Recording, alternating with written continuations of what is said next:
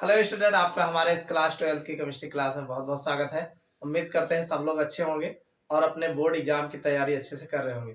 चलिए बच्चों, आज की क्लास शुरुआत करते हैं। आज के इस लेक्चर्स में जो है हमारा जो चैप्टर चल रहा है हाइलो एल्केन तथा हाइलो एरीन, तो हाइलो एल्केन और हाइलो एरीन में आज के इस लेक्चर्स में हम जो देखने वाले हैं काफी ज्यादा इंपॉर्टेंट टॉपिक है। आपके बोर्ड एग्जाम में अक्सर जो है बार बार पूछा जाता है या फिर रिएक्शन इसके पूछे जाते हैं। आज का हमारा जो मोस्ट इंपॉर्टेंट टॉपिक है क्लोरोफॉर्म बनाने की प्रयोगशाला विधि। तो प्रयोगशाला में क्लोरोफॉर्म किस प्रकार बनाया जाता है? तो देखो भाई, प्रयोगशाला में जो क्लोरोफॉर्म होता है ये दो तरीके से बनाया जाता है। एक एथिल अल्कोहल द्वारा बनाया जाता है और दूसरा एसीटोन द्वारा बनाया जाता है।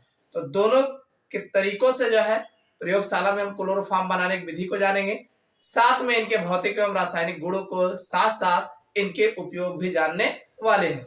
आप लोग वीडियो के अंत तक बने रहिएगा। ये लॉन्ग में आपके बोर्ड एग्जाम में क्वेश्चन अक्सर पूछा जाता है और साथ में जो है शॉर्ट में इसके जो रिएक्शन है वो भी पूछे जाते हैं।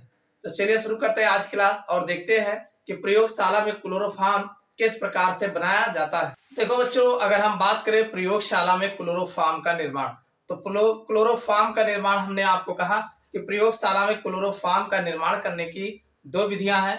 एक तो एथिल अल्कोहल से है और दूसरा एसीटोन से है। तो दोनों के रिएक्शंस हम आपको बताएंगे क्योंकि आपके बोर्ड एग्जाम में दोनों की अभिक्रियाएं जो है पूछे जाते हैं। तो सबसे पहले हम बात करेंगे प्रयोगशाला में एथिल अल्कोहल से क्लोरोफॉर्म का निर्माण, यानी एथिल अल्कोहल द्वारा जो है क्लोरोफॉर्म बनाएंगे।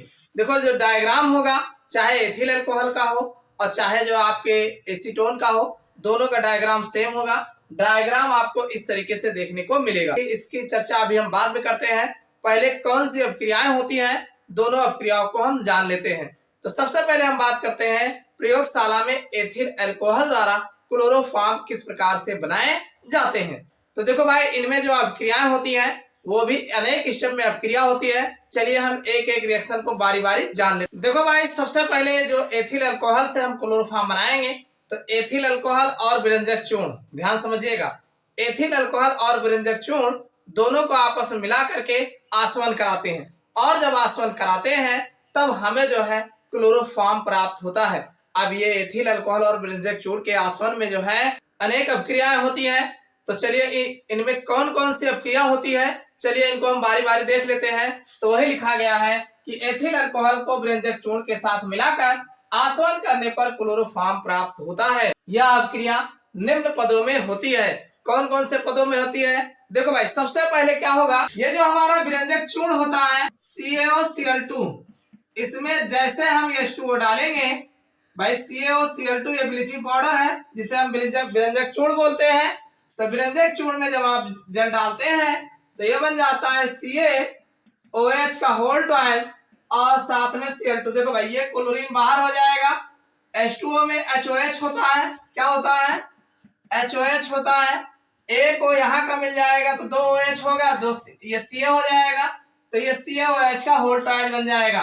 तो बचेगा क्या? Cl2 बाहर निकलते हैं। अब जो एथिल अल्कोहल हमारा होता है CH3CH2OH, ये क्लोरीन द्वारा इसका ऑक्सीकरण होता है और जब इसका ऑक्सीकरण होता है तो CH3CHO बन जाता है। CH3CHO और प्लस बाहर निकलते हैं।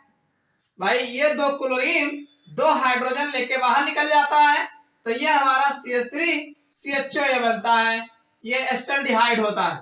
और यही एस्टल्डिहाइड CH3CHO जो है पुनः Cl2 द्वारा क्लोरीनीकरण होता है और ये कम से कम 3 पार्टिकल, तो ये तीनों हाइड्रोजन क्लोरीन के साथ Cl बना के निकल लेते हैं।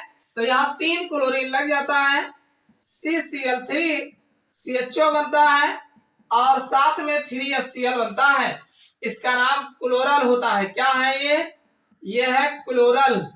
और दूसरा नाम ट्राइक्लोरो एस्टल्डिहाइड होता है। अब ये जो क्लोरल बना है CCl3CHO, ये पुनः जो है कैल्शियम हाइड्रोक्साइड CaOH का होल ट्वाइस से अभिक्रिया कराते हैं और ये क्लोरल जो है कम से कम 2 पार्टिकल लेंगे, तब हमारा जो है भाई 2 पार्टिकल CHCl3 बन जाएगा। क्लोरोफॉर्म, भाई इसमें से हाइड्रोजन यहाँ लगा देंगे तो CHCl3 बन जाएगा बचा है, क्या बचा है, CHO दो बचा है, और यहाँ पर जो है वो भी बचा है, HCOO का होल ट्वाइस, ये आपका बन जाएगा HCOO का होल ट्वाइस Ca। समझ में आ गया नहीं? ये हमारा जो क्लोरल होता है, क्लोरल ट्राई क्लोरोएस्टल्डिहाइड पुनः कैल्शियम हाइड्रोक्साइड से क्रिया करता है और ये क्लोरोफॉर्म बनाता है। क्या बनाता है? क्लोरोफॉर्म। इसका नाम है कैल्शियम फॉर्मेट। क्या नाम है? Calcium formate. नाम याद रखना। ये आपका एस्टल्डिहाइड है। क्या है ये? एसीटल्डिहाइड। इसको आप जान ही रहे होंगे, ब्लीचिंग पाउडर है। और ये आपका एथिल अल्कोहल है। समझ में आई बात की नहीं? ध्यान समझना। सर्वप्रथम ये जो ब्लीचिंग पाउडर होता है जल से अपक्रिया करता है और क्लोरीन गैस उत्पन्न करता है, साथ में कैल्शियम हाइड्रोक्साइड बनाता है। क्लोरीन जो बना हुआ है एथिल अल्कोहल के साथ अपक्रिया करता है, एस्टल्डिहाइड बनाता है और यहाँ पर ऑक्सीकरण होता है और दोबारा यही क्लोरीन जो है पुनः जो है और भी अपक्रिया करके ये एस्टल्डिहाइड को जो है क्लोरल में चेंज कर देता है और यही क्लोरल जो है ये कैल्शियम हाइड्रोक्साइड के साथ पुनः अपक्रिया करता है, क्लोरोफॉर्म और कैल्शियम फॉर्मेट बनाता है। तो इस तरीके से जो है एथिल अल्कोहल और ब्लीचिंग पाउडर की अपक्रिया द्वारा क्लोरोफॉर्म का निर्माण होता है। समझ में आई बात की नहीं? तो ये इसके अपक्रियाएं हैं। उम्मीद करता हूं सारी बातें समझ में आ गया होगा। चलो अब दूसरा देख लेते हैं, एसीटोन द्वारा कैसे बनाया जाता है। देखो भाई, अगर हम एसीटोन की बात करें तो एसीटोन और ब्लीचिंग पाउडर, व्यंजक चूर्ण जिसे आप कहते हैं, इन दोनों के अपक्रिया द्वारा भी जो है क्लोरोफॉर्म बनाया जाता है और इनमें जो अपक्रियाएं होती हैं वो भी अनेक पदों में होती हैं। चलिए इनको भी जान लेते हैं कैसे ये लोग अपक्रिया करते हैं। तो भाई सबसे पहला स्टेप जो होगा सेम होगा जो आपने एथिल अल्कोहल द्वारा बताया, यानी ये जो हमारा CaOCl2 है, ये जो है जब ये जल में घुलता है तो हमारा जो है CaOH का होल ट्वाइस और साथ में क्लोरीन गैस उत्पन्न करता है। ये प्रक्रिया, ये स्टेप आपका सेम होगा, इसमें किसी भी प्रकार का परिवर्तन आपको देखने को नहीं मिलेगा। और दूसरा जो आपका एसीटोन होगा, भाई एसीटोन का फार्मूला CH3CO होता है। इस पर जब हम Cl2 की अपक्रिया कराते हैं तो यहाँ पर सबसे पहले क्लोरीनीकरण होगा। तो क्लोरीनीकरण होगा तो ये हमारा CCl3COCH3 बनेगा, यानी यहाँ का 3 हाइड्रोजन 3 क्लोरीन के साथ HCl बना लेगा और 3 यहाँ बदल जाएगा तो ये आपका 3HCl बनेगा। और अगले स्टेप में ये जो आपका बना है ट्राईक्लोरोएसीटोन, इसका नाम है ट्राईक्लोरोएसीटोन। ट्राईक्लोरोएसीटोन ये पुनः जो है भाई CCl3COCH3 पुनः जो है CaOH का होल ट्वाइस से अपक्रिया करेगा। भाई 2 पार्टिकल ले लेंगे तो यहाँ का H इसमें लगा देंगे तो हमारा CHCl3 तो बन ही जाएगा, साथ में बचेगा क्या? CH3COO यहाँ दिख ही रहा है, यहाँ का भी वो लगा लेंगे तो बचा होगा तो ये हमारा बन जाएगा CH3COO का होल ट्वाइस Ca। ये हमारा बचेगा, इसका नाम है कैल्शियम एसीटेट। क्या नाम है? कैल्शियम एसीटेट है और ये आपका क्लोरोफॉर्म है, क्लोरोफॉर्म। समझ में आई बात की नहीं? बस इतना स्टेप आपको बताना है, ज्यादा इसमें दिमाग लगाने की जरूरत नहीं है। आप बताएंगे कि जब हम एसीटोन को विरंजक चूर्ण के साथ, नम विरंजक चूर्ण के साथ आसवन करते हैं तो क्लोरोफॉर्म बनता है। इनमें होने वाली अपक्रियाएं निम्न है। सबसे पहले अपक्रिया आप बताएंगे COCl2 प्लस H2O, तो ये बनेगा CaOH का होल ट्वाइस प्लस Cl2 और ये जो Cl2 बना है CH3COCH3 ये आपका एसीटोन है। क्या है ये एसीटोन है।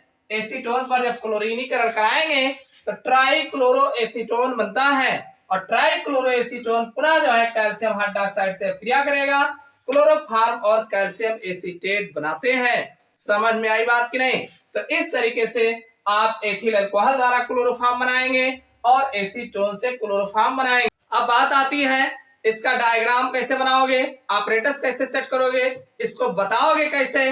तो देखो विधि में आप चाहो तो बता सकते हैं भाई, इस तरीके से इसका डायग्राम बनेगा। डायग्राम में आप बताएंगे, देखो यहाँ पर bleaching powder plus water plus ethyl alcohol. सिर्फ आपको एक चीज चेंज करना है, एथिल अल्कोहल की जगह अगर आप एसीटोन ले लेते हैं तब भी आपका क्लोरोफॉर्म बनेगा, और एसीटोन की जगह एथिल अल्कोहल लेते हैं तब भी आपका क्लोरोफॉर्म बनेगा। तो इसमें आप कुछ नहीं करना है, ये इसका गोल पेनी का फ्लास्क है, ये जो है संघनित्र है, और ये आपका रिसीवर है। कुछ नहीं करना है, आप बताएंगे कि सर्वप्रथम हम ब्लीचिंग पाउडर, जल और एथिल अल्कोहल एक गोल पेनी के फ्लास्क में लेकर के जो है बालू उष्मक पर रखकर बर्नर की सहायता से धीरे धीरे गर्म करते हैं। बस ऐसे ही लिखना है आप। सर्वप्रथम ब्लीचिंग पाउडर, जल और एथिल अल्कोहल लेकर के एक गोल पेनी के फ्लास्क में लेकर के बालू उष्मक पर रख करके बर्नर की सहायता से धीरे धीरे गर्म करते हैं, जिससे क्लोरोफॉर्म बनता है। क्लोरोफॉर्म को हम जो है निकास नली द्वारा संघनित्र में भेजते हैं। कहाँ भेजते हैं? कंडेंसर जो लिखा है संघनित्र है, संघनित्र में भेजते हैं, और फिर इसे जहां पर द्रवित कर लिया जाता है। भाई इसका काम क्या है? इसका काम होता है इस वाष्प को द्रवित करना। तो इस संघनित्र में भेज करके द्रवित कर लेते हैं, और फिर ग्राही में जो है इसको एकत्रित कर लेते हैं। ग्राही में क्या करते हैं? एकत्रित कर लेते हैं। ये ग्राही है, यहीं पर इसको इकट्ठा कर लिया जाता है। बस इतना ही लिखना है कि एक गोल पेनी के फ्लास्क में ब्लीचिंग पाउडर, जल तथा एथिल अल्कोहल लेकर के बालू उष्मक पर रख करके बर्नर की सहायता से धीरे धीरे गर्म करते हैं, जिससे क्लोरोफॉर्म बनता है। क्लोरोफॉर्म की वाष्प को संघनित्र में भेजते हैं, जहां पर द्रवित करके ग्राही में एकत्रित कर लिया जाता है। बस इतना ही आपको लिखना है, इससे ज्यादा लिखने की आवश्यकता नहीं है। अब मामला यह आता है कि ये जो आपका क्लोरोफॉर्म बनेगा ये अशुद्ध होगा, तो इसको शुद्धिकरण कैसे करोगे? तो ध्यान समझिएगा भाई, शुद्धिकरण करने के लिए, भाई प्यूरिफाइड करने के लिए, शुद्धिकरण करने के लिए सर्वप्रथम जो हमें क्लोरोफॉर्म मिलेगा इसको NaOH से कई बार धुलते हैं। क्या करते हैं? NaOH से धुलते। आप बताएंगे अशुद्ध क्लोरोफॉर्म को NaOH से धुलकर जल से कई बार धुलते हैं। यानी कुल मिला के पहले अशुद्ध क्लोरोफॉर्म को NaOH से धुलते हैं, धुलने के बाद फिर जो है जल से कई बार धुला जाता है, और फिर निर्जल क्लोरोफॉर्म प्राप्त करने के लिए इसमें CaCl2 मिला करके सुखाते हैं। बस इतना ही करना है। आप बताएंगे जल को दूर करने के लिए CaCl2 अथवा P2O5 का प्रयोग करते हैं।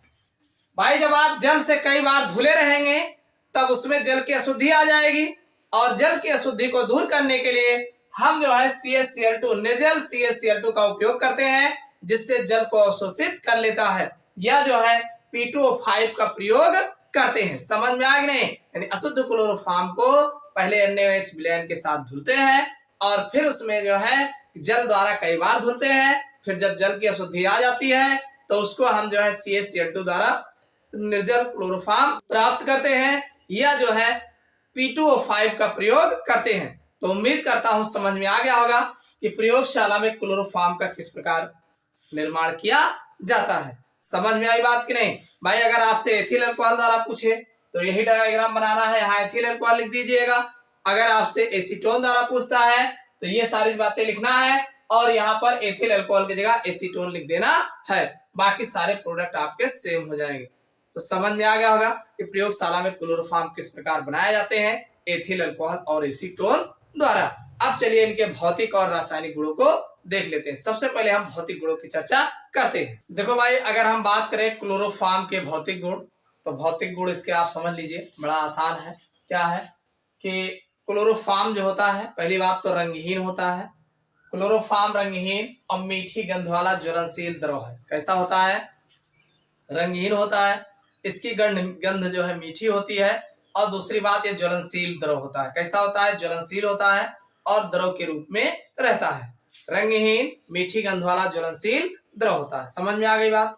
दूसरी बात याद रखना, इसका क्वथनांक जो होता है 61 डिग्री सेल्सियस होता है। शुद्ध क्लोरोफॉर्म जो होता है इसका क्वथनांक जो होता है 61 डिग्री सेल्सियस होता है तथा इसका घनत्व जो है 1.485 होता है। आगे दिया या जल में अविलय, यानी भाई अब कार्बनिक यौगिक है तो कार्बनिक यौगिक जल में नहीं घुलते हैं, आपको अच्छे से पता है। तो यह जल में अविलय होते हैं किंतु ईथर और अल्कोहल में विलय होते हैं। भाई कार्बनिक यौगिकों में जो है विलय होते हैं, ईथर और अल्कोहल आदि में विलय होते हैं। और भाई एक बात खास याद रखना क्लोरोफॉर्म की, इसे सूंघने से निश्चेतना आ जाती है। निश्चेतना मतलब समझते हैं बेहोशी उत्पन्न हो जाती है, यानी मूर्छा आ जाती है। तो इसीलिए इसका उपयोग जो है बेहोशी उत्पन्न करने में भी किया जाता है। समझ में आ गए? क्लोरोफॉर्म को सूंघने से निश्चेतना आ जाती है, मतलब बेहोशी आ जाती है। अतः इसीलिए जो है इसका उपयोग जो है क्लोरोफॉर्म का उपयोग बेहोश करने में भी जो है, निश्चेतना उत्पन्न करने में भी जो है उपयोग किया जाता है। समझ में आई बात? देखो भाई, अगर हम क्लोरोफॉर्म के रासायनिक गुण की बात करें तो सबसे पहला मोस्ट इंपॉर्टेंट रासायनिक गुण है वो है आपका ऑक्सीकरण। तो भाई जो क्लोरोफॉर्म होता है वायुमंडलीय ऑक्सीजन के साथ जो है प्रकाश की उपस्थिति में अपक्रिया करता है और विषैली गैस फास्जीन बनाता है। मोस्ट इंपॉर्टेंट रिएक्शन है, आपके बोर्ड एग्जाम में भी पूछा गया है कई बार। तो आप लिखेंगे भाई क्लोरोफॉर्म का फार्मूला पता है CH3, और इसमें जो ऑक्सीजन के साथ भाई वायु के ऑक्सीजन के साथ अपक्रिया करेगा प्रकाश की उपस्थिति में। तब ये जब प्रकाश की उपस्थिति में अपक्रिया करेगा तो बनाएगा COCl2, साथ में जो है Cl2 बनेगा और H2O बनेगा। आप देख रहे हैं भाई 3 दूनी 6 क्लोरीन है, तो 2 यहाँ पे 2 यहाँ 4, भाई 2 दूनी 4 2 6 क्लोरीन हो गया। हाइड्रोजन आपने 2 देखा, एक ऑक्सीजन ले लेगा H2O और 2 ऑक्सीजन यहाँ लग जाएगा, तो ये COCl2 बन जाएगा। तो यही आपकी फास्जीन है। क्या है? फास्जीन। और इसी का दूसरा नाम कार्बोनिल क्लोराइड बोला जाता है। क्या बोला जाता है? Carbonyl chloride. तो लिखना कैसे है? आप ऐसे लिखेंगे कि क्लोरोफॉर्म जो है सूर्य के प्रकाश की उपस्थिति में ऑक्सीकरण अपक्रिया करता है और जो है फास्जीन उत्पन्न करता है, जो कि एक प्रकार की विषैली गैस है। इसीलिए क्लोरोफॉर्म को हमेशा रंगीन बोतलों में रखा जाता है। इस बात को ध्यान रखना, आपके बोर्ड एग्जाम में विकल्प में भी पूछा गया है कि क्लोरोफॉर्म को रंगीन बोतलों में क्यों रखा जाता है। क्योंकि क्लोरोफॉर्म वायुमंडलीय ऑक्सीजन के साथ प्रकाश की उपस्थिति में अपक्रिया करके विषैली गैस फास्जीन बनाता है। तो इसीलिए इसको हमेशा रंगीन बोतलों में रखते हैं कि मान लो वायुमंडलीय ऑक्सीजन मिल भी जाए तब भी जो है प्रकाश ना मिलने पाए। समझ में आ गई बात? मोस्ट इंपॉर्टेंट है, ध्यान रखना। और ऐसे आपको लिखना है कि क्लोरोफॉर्म वायु में उपस्थित ऑक्सीजन के साथ प्रकाश की उपस्थिति में अपक्रिया कर विषैली गैस फास्जीन बनाता है। इतना लिख करके आराम से रिएक्शन दे देना। समझ में आ गई बात? चलो दूसरा देख लेते हैं। अगला रिएक्शन है अपचयन। तो भाई क्लोरोफॉर्म का अपचयन जो है अगर अलग अलग तरीके से कराते हो तो अलग अलग उत्पाद मिलता है। कैसे मिलता है चलो देखते हैं। सबसे पहले अगर आप CH3 का अपचयन जो है आप किसके उपस्थिति में कराते हैं? Zn प्लस H2O की उपस्थिति में कराते हैं। द्वारा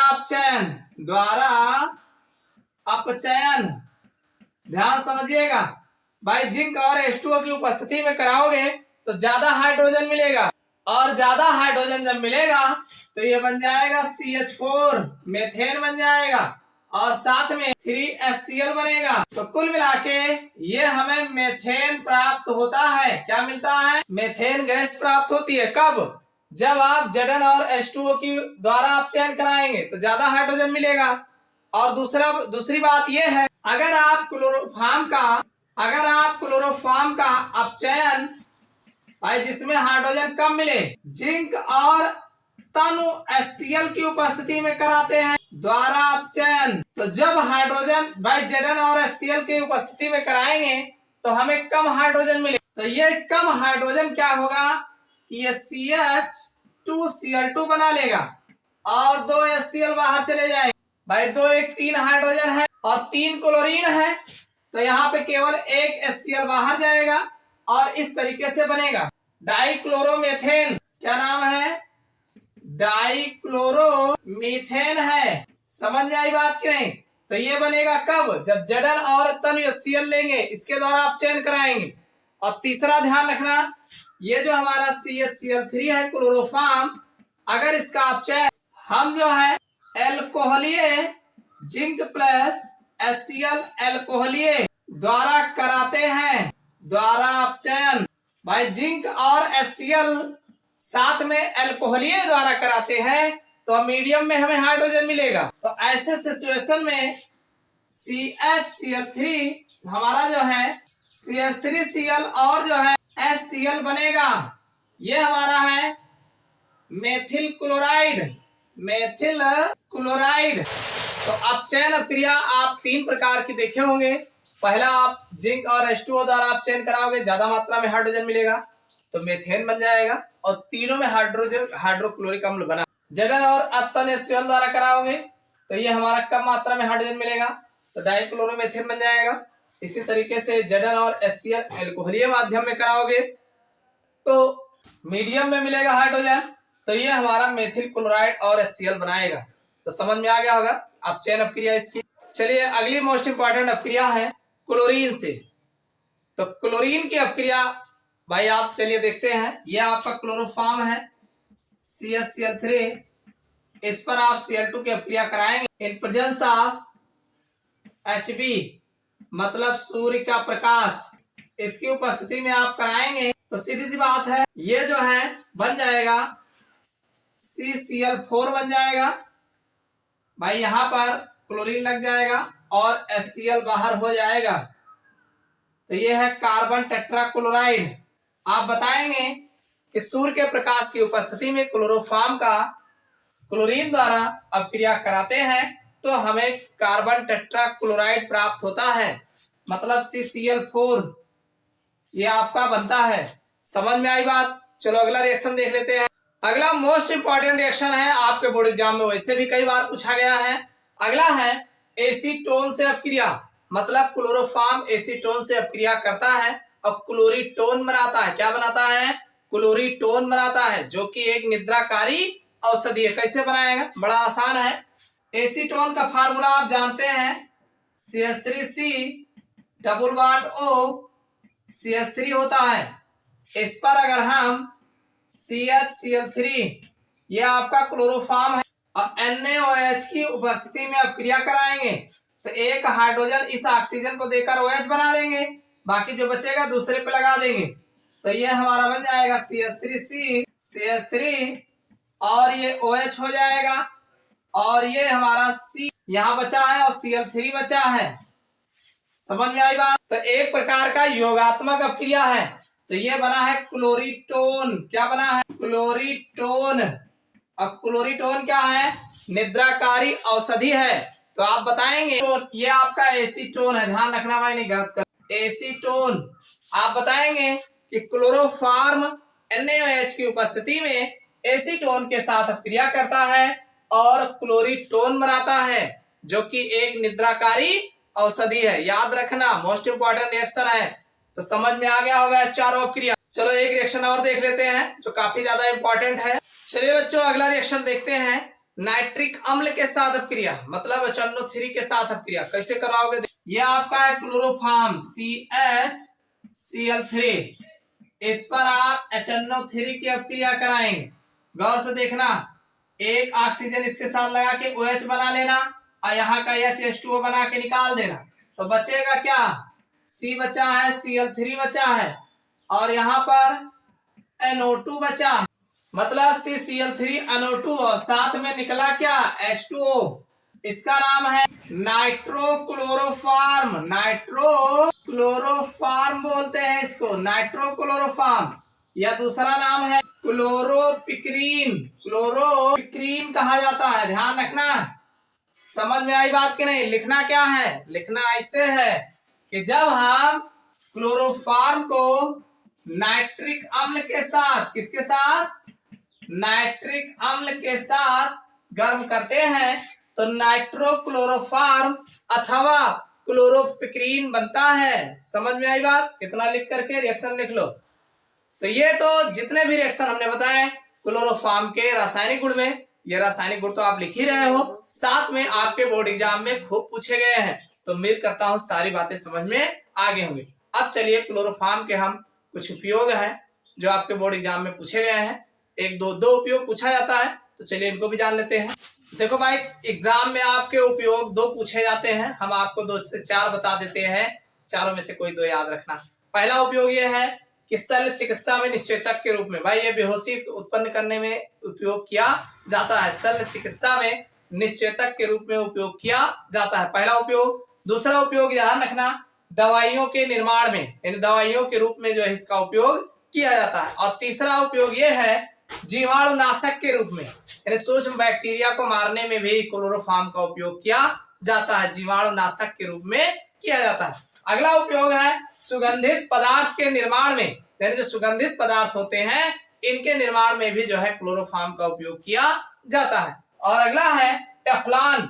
टेफ्लॉन जो कि ये प्लास्टिक के निर्माण में होता है, तो टेफ्लॉन के निर्माण में भी जो है क्लोरोफॉर्म का उपयोग किया जाता है। और ध्यान से याद रखना है, ये कार्बनिक विलायकों के रूप में भी जो है क्लोरोफॉर्म का उपयोग किया जाता है। तो ये हमने आपको 6 उपयोग बताए, 6 में से जो तुम्हें 2 याद हो आराम से लिख देना, आपका हो जाएगा। तो उम्मीद करता हूं क्लोरोफॉर्म कैसे बनाए जाते हैं प्रयोगशाला में, एथिल अल्कोहल और एसीटोन द्वारा, साथ में इनकी निर्माण की विधि क्या है और इनको शुद्धिकरण क्या है और इनके भौतिक और रासायनिक गुण तथा उपयोग क्या है, सारी बातें समझ में आ गया होगा। ये वीडियो आपको कैसा लगा कमेंट करके जरूर बताइएगा। वीडियो को लाइक किया और लाइक कर दीजिएगा। फिर मिलते हैं अगले क्लास में किसी नए टॉपिक के साथ।